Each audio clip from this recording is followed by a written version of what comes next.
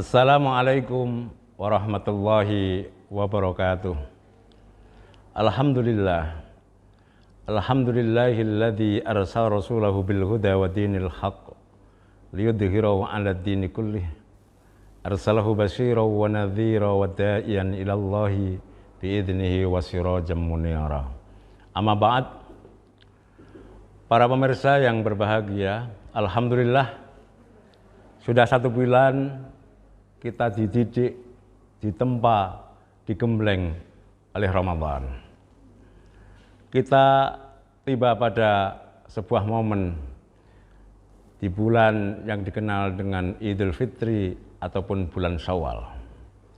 Ada sebuah tradisi yang menurut saya sangat menarik di bulan Syawal ini, yaitu halal bihalal.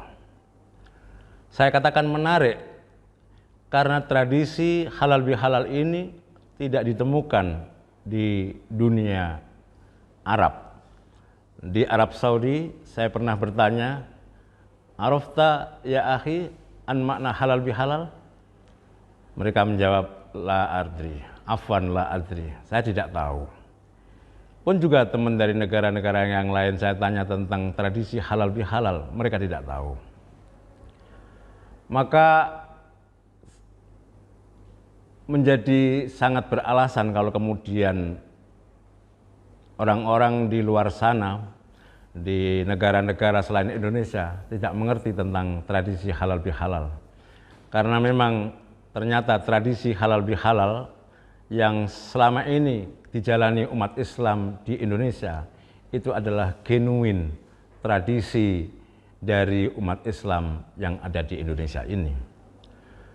Tetapi entah demikian bukan berarti kemudian tradisi halal bihalal itu tidak punya dasar hukum atau pijakan Al-Quran maupun As-Sunnah.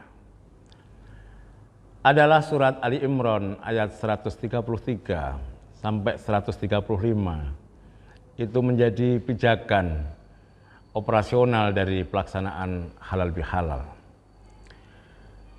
Setelah 1 bulan kita menjalani ibadah puasa di bulan Ramadan, Allah sudah menggaransi kita dengan sabda Rasulullah SAW, "Man shoma Ramadhana imanan wahtisaban ghufira lahu ma taqaddama min dzambih."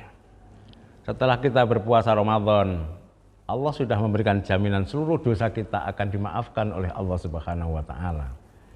Cuma kemudian pertanyaannya adalah dosa yang mana?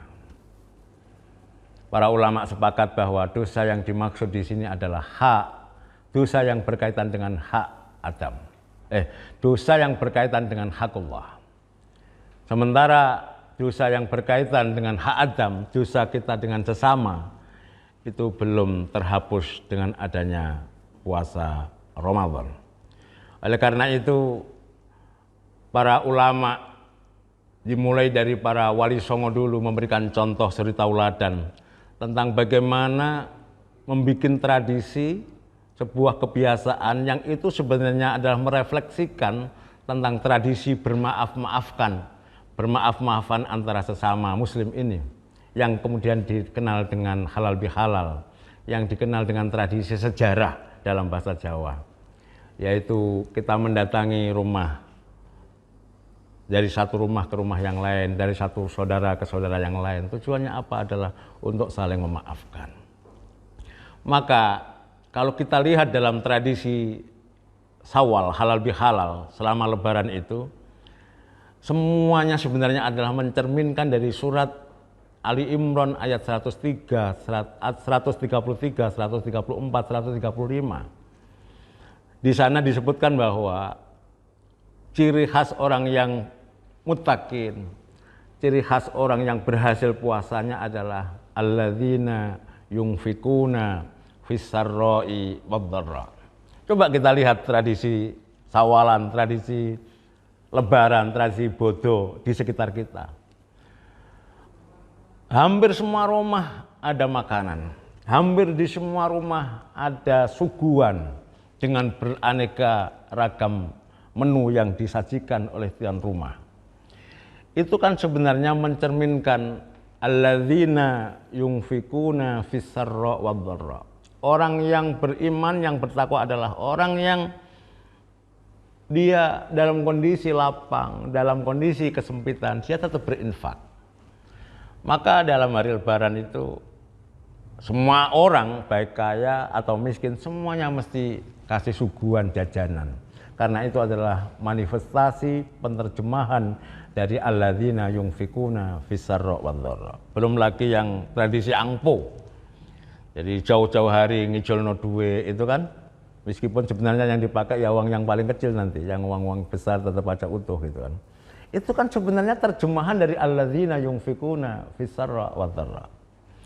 Dan yang kedua adalah wal kadhiminal ghaidha, surat Ali Imran ayat 34 134 menyebutkan ciri orang yang bertakwa adalah orang yang mampu menahan diri.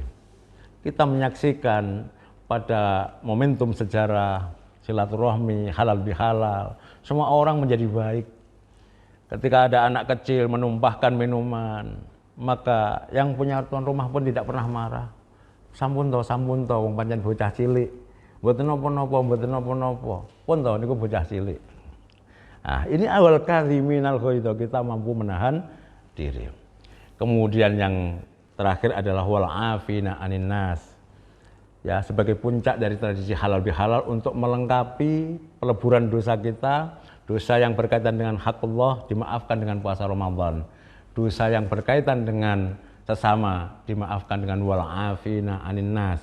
Kita saling memaafkan antara satu dengan yang lain. Tidak ada dusta lagi di antara kita dengan saudara seagama. Tidak ada dosa lagi antara kita dengan teman. Tidak ada dosa lagi antara kita dengan saudara-saudara yang lain. Dengan cara seperti itulah insya Allah minal aidin wal faizin, kita akan termasuk orang-orang yang kembali kepada kesucian dan termasuk orang-orang yang beruntung mendapatkan keberkahan Ramadan dan keberuntungan di bulan Syawal ini. Terima kasih, semoga bermanfaat.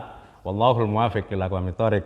Wassalamualaikum warahmatullahi wabarakatuh.